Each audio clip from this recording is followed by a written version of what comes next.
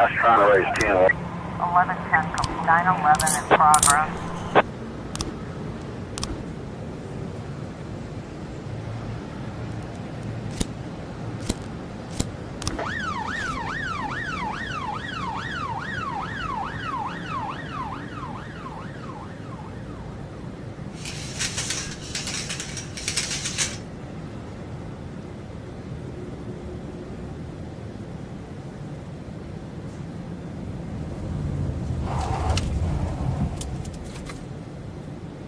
Officer on scene. Looks like we have a situation here.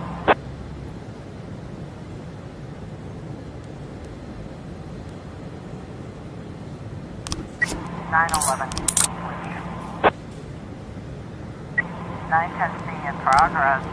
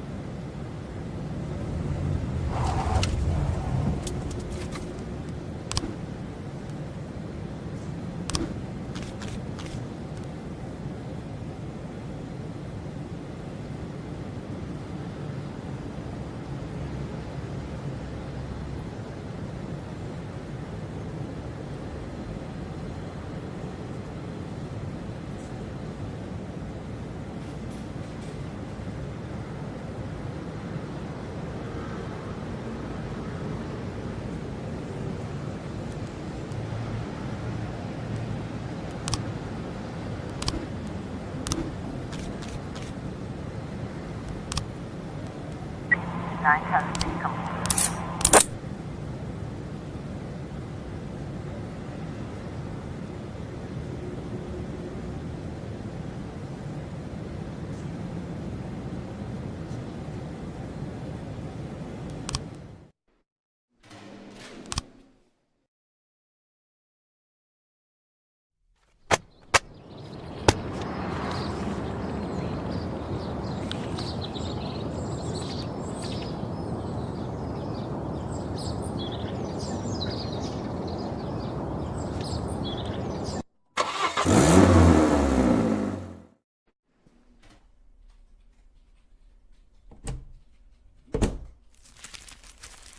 What's this, Martin?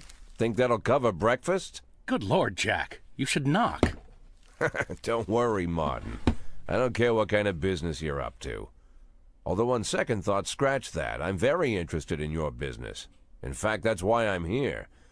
You have a lot of connections? Depends on what you need. I want to keep my job. I've got another 5 years in me at least. I want to prove my dismissal is illegal. You know someone who can help? Jack, are you sure you want to get involved in this fight? Martin, let's not, Got yourself a new toy? Oh, you noticed, Martin. Just like a teenager, always on the move. Yeah. Hello. Is this Mr. Boyd? Last I checked, who's this? And where did you get my personal number? When you work at the prosecutor's office, it's not too hard to find someone's phone number. The prosecutor's office? Just a second. Martin, out. I need to take this. But Jack, it's my office. Okay, I understand. I'll go grab an ice cream. As for your little problem, Jack, I think we can work something out. Give me a couple of weeks. Weeks? Jack, what you're asking is... Yeah, okay, I get it. Now get out already.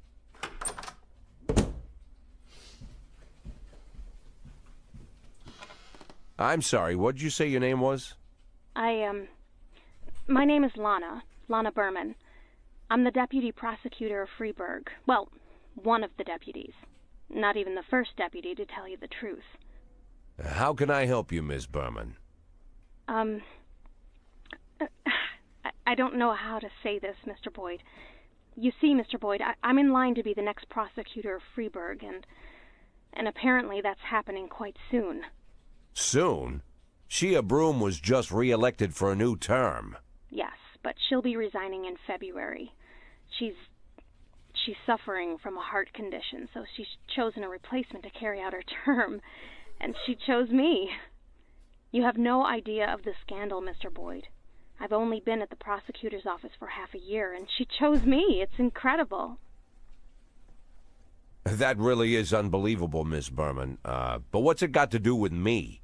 Well, I understand how this call would seem strange to you, Mr. Boyd, but Mrs. Broom said she said that you have a lot going on, but you're the most honest official in the city. And if I really want to change the city for the better, and I swear that's what I want, then I should meet you. I'm afraid Mrs. Broom was exaggerating. Oh, believe me, Mr. Boyd, Mrs. Broom is not one to exaggerate. I'm sorry, Mr. Boyd, I need to run. Do you mind if I call you later? Do I mind? Let me think. No, I don't mind, Miss Berman. Thank you, Mr. Boyd.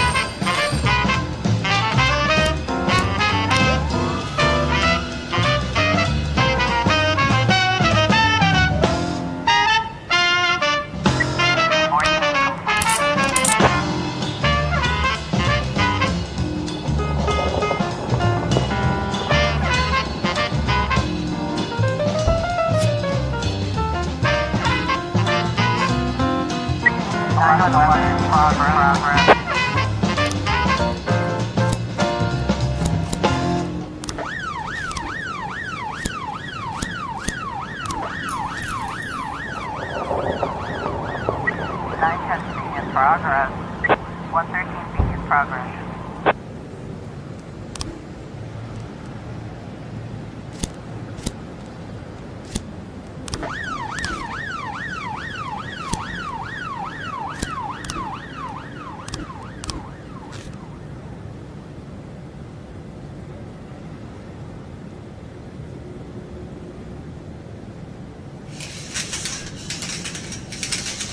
1111 in progress. We've got a situation here.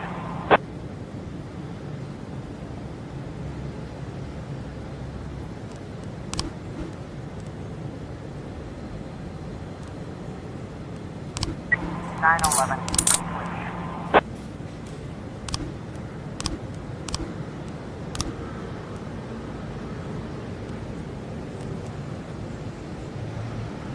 We've got a situation here.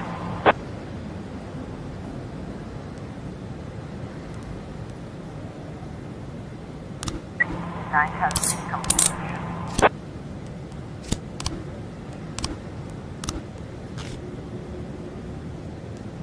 130 feet complete.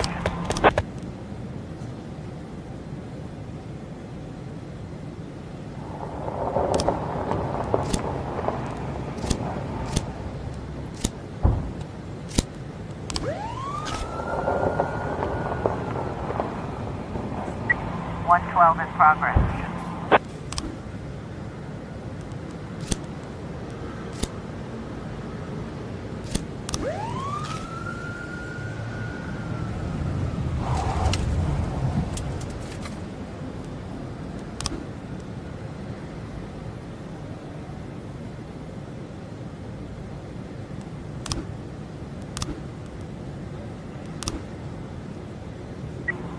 I was trying to raise 10-1, Sergeant Hotspot. 412 feet.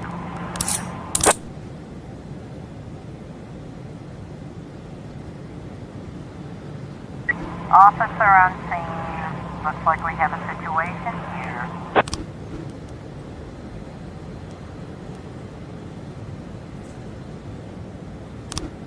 112 complete.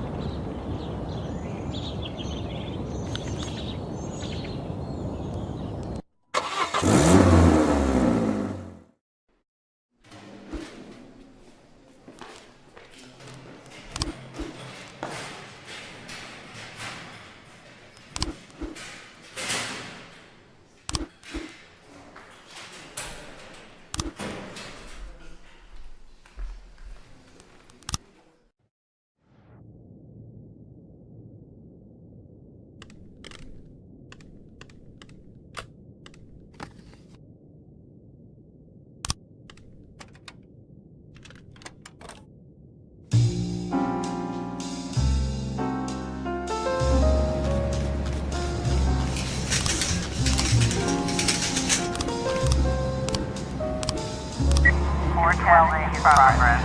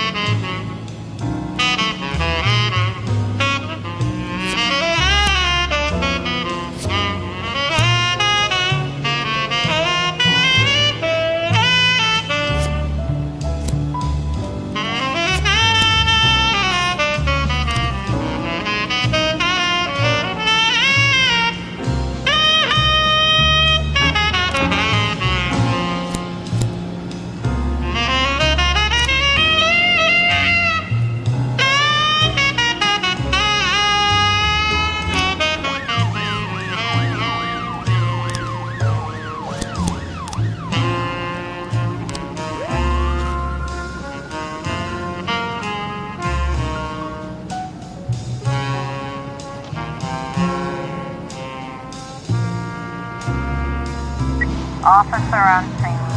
Looks like we have a situation here. 412A. I was trying to raise 10-1, Sergeant Hotspot.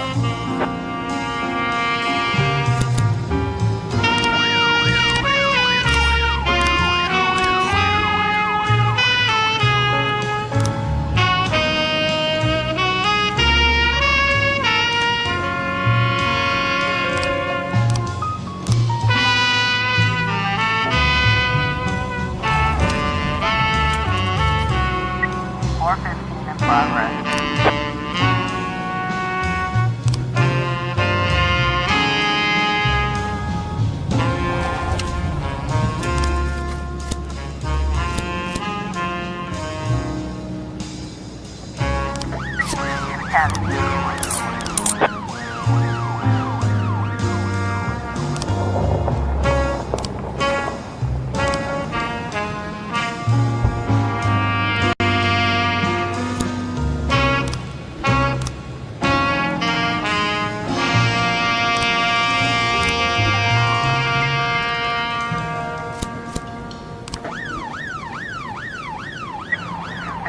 progress.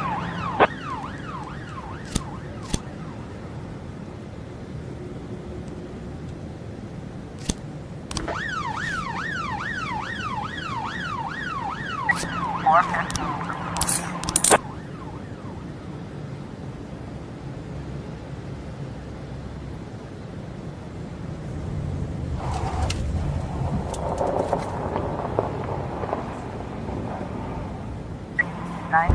In progress.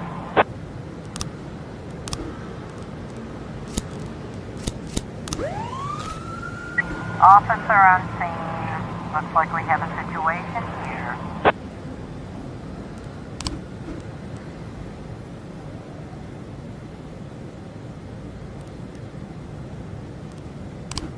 Complete.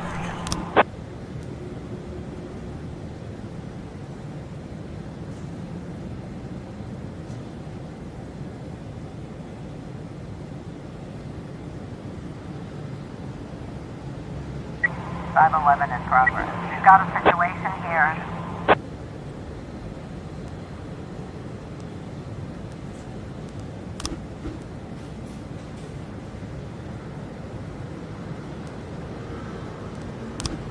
Nine ten.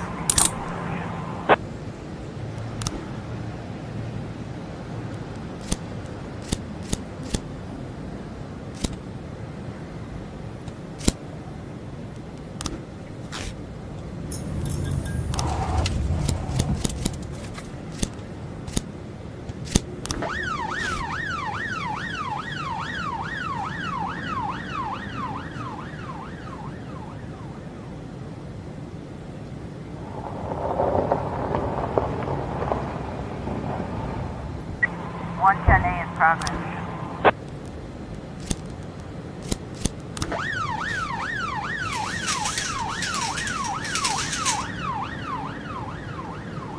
.511 complete.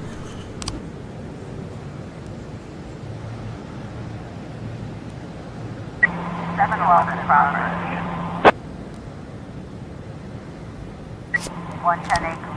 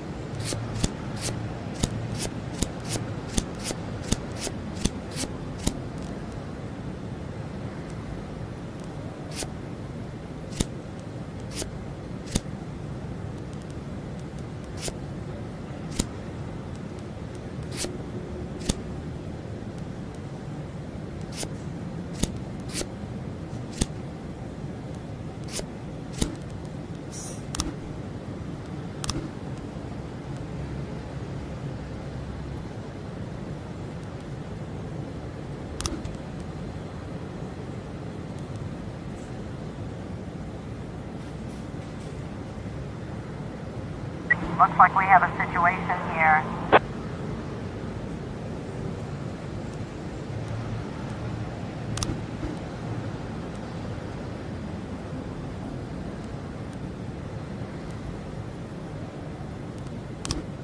(7-11) complete.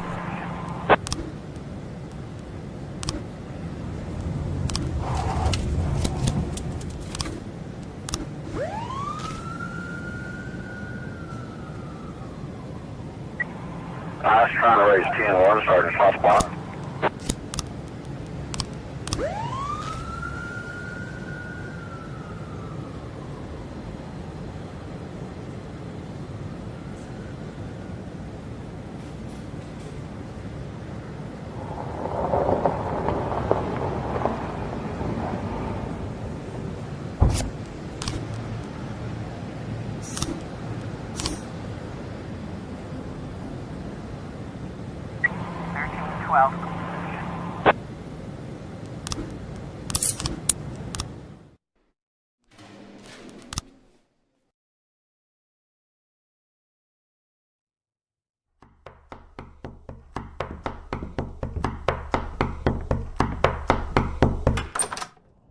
Mr. Boyd, I am Agent Avrahami, and this is Agent Roberts. You'll have to come with us.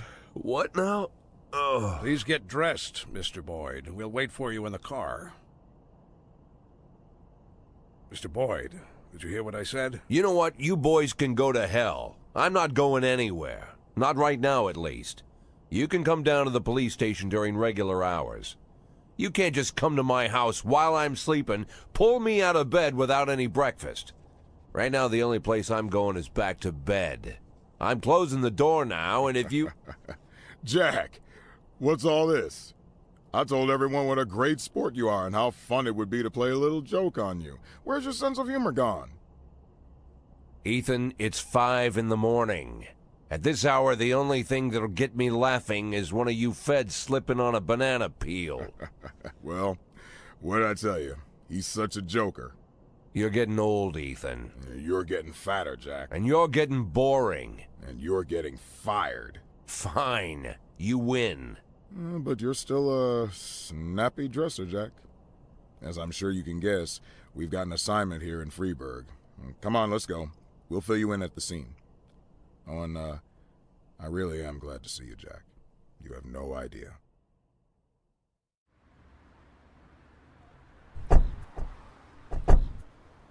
Meet Jack. And this is Agent Suresh, Agent Kumaro, Agent Ellis, and Agent Dixon. Jeez, how many men did you bring? 11 people on my team, plus 2 heads, but they're still asleep at the hotel. We got to Freeburg a couple hours ago.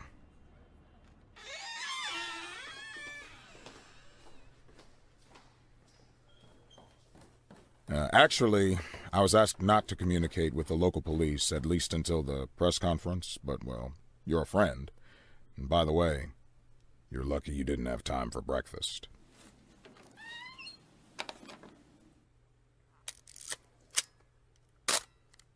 Now, the press are calling him the Dentist. Just like every other fucking maniac, he's got his own stupid nickname. We spent 19 years chasing this guy. The M.O. is always the same. He kills young women in a small town, drops out of sight, and then reappears on the other end of the country with a fresh set of victims. He kills without hesitation, stuns the victim, then strangles her while she's unconscious. And that's when things get fun. He uses a power tool to ream out the dead girl's mouth. For 5 years, we've heard nothing. That's the longest break he's ever taken. Then 6 hours ago, we got a crazy anonymous tip that the dentist was in Freeburg, and he'd already committed his first murder. They even told us the address of the house. Looks like our anonymous tip came from the dentist himself, but that hasn't been verified yet. Oh, Dixon, don't go anywhere. So, Jack, listen. Dixon will take you to the station. You can bring your people up to speed. I'm looking forward to full cooperation, and it would be great if you could bag a criminal like this before you retire. A nice farewell. You know what I'm saying, Jack? Yeah, a nice farewell. And Dixon, Mr. Boyd will tell you where to take him. Come on, look alive. You're the police chief's driver today, if that's good enough for you. I'll come around to see you tonight. buy us some beers, huh? But not that piss you normally drink. That stuff gives me wicked heartburn.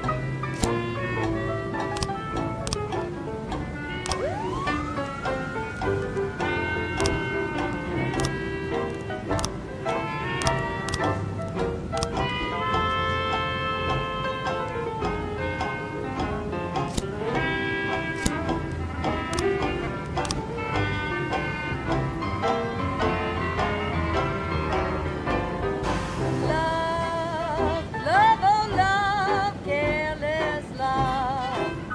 412A in progress. You fly to my head like wine. You wreck the life of many a poor gal, and you nearly destroy this life of mine. Oh, love, love, oh, love, careless love.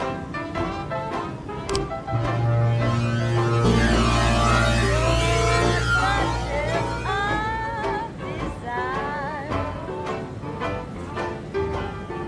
Fill my heart with them weary hope. And you set my very, very soul on fire. This is what happened to me, honey. I'm listening. Well, now, I wear my apron high. When I wore my apron high. When I wore my apron high, and you never, no, you never do pass by. When I wore my apron low,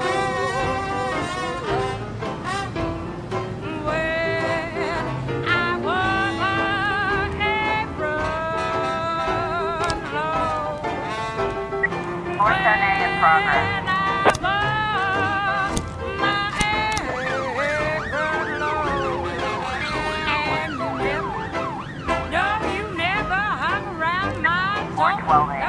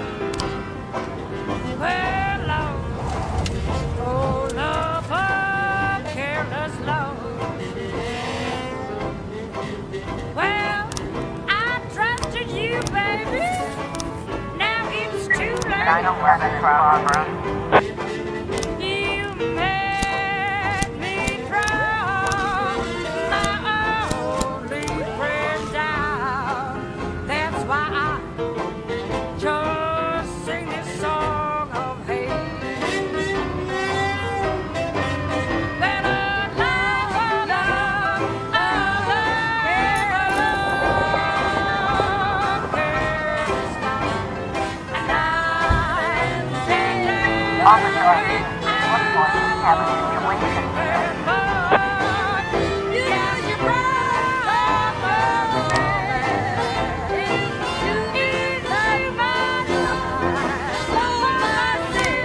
We've got a situation here.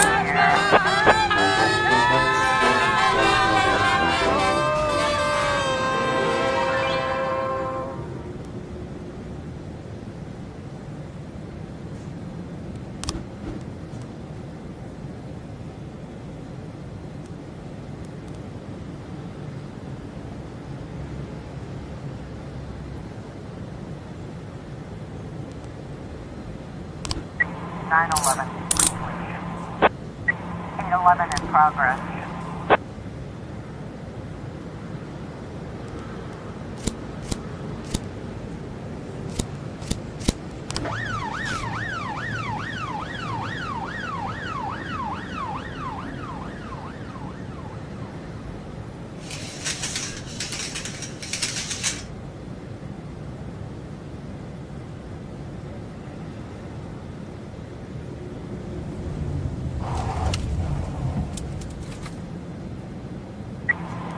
Complete.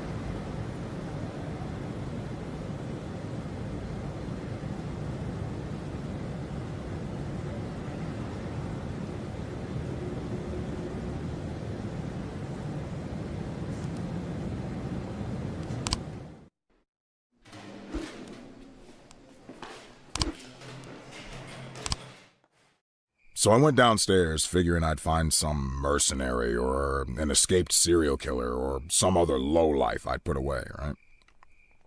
But when I hit the lights, I saw a young kid. Couldn't have been 20. Skinny, dirty. Didn't even have a real weapon, just a rusty shiv. He just stood there, didn't say anything. My whole career, I've been staring down the most dangerous people in the country, and the only one to get into my house and scare my family to death was just some kid about to crap his pants. And I pointed my gun at him, and he just stood there with his mouth open. Bad luck for him. He was pretty lucky to still be alive. And you know what? It was you that saved him.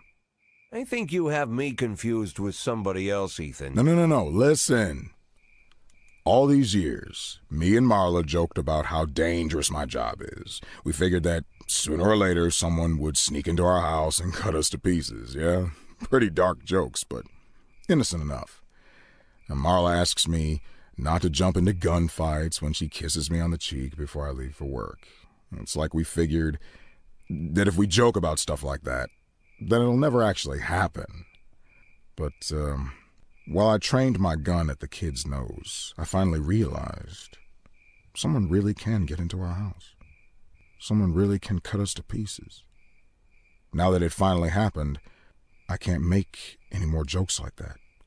Marla won't laugh anymore. She'll burst into tears and stay in bed all day crying, hating me more and more every second.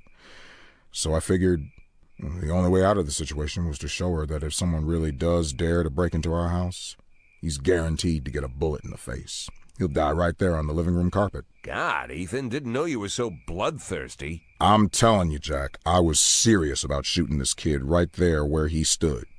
I was about to pull the trigger. But then I remembered you. Remembered 1,000 years ago, we went to the lake and had some beers after an ethics lecture at the academy. I was all angry with that professor, Laszlo, yeah. Remember what he always told us? Being a good policeman is very simple. You just need to keep doing the right thing. I hated those pretentious speeches.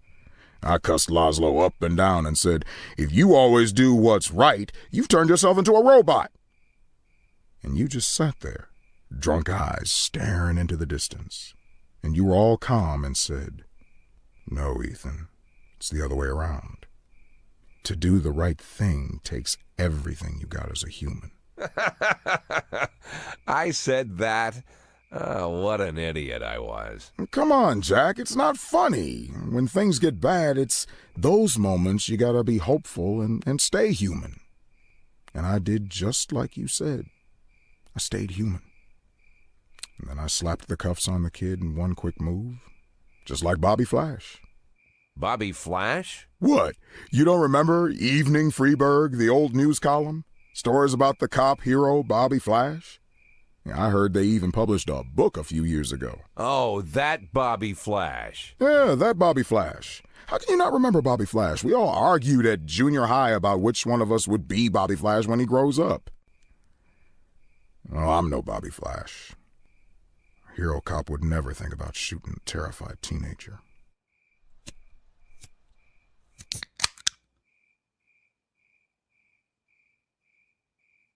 But wait a minute. If I'm not Bobby Flash, then maybe you are. Yeah, maybe so.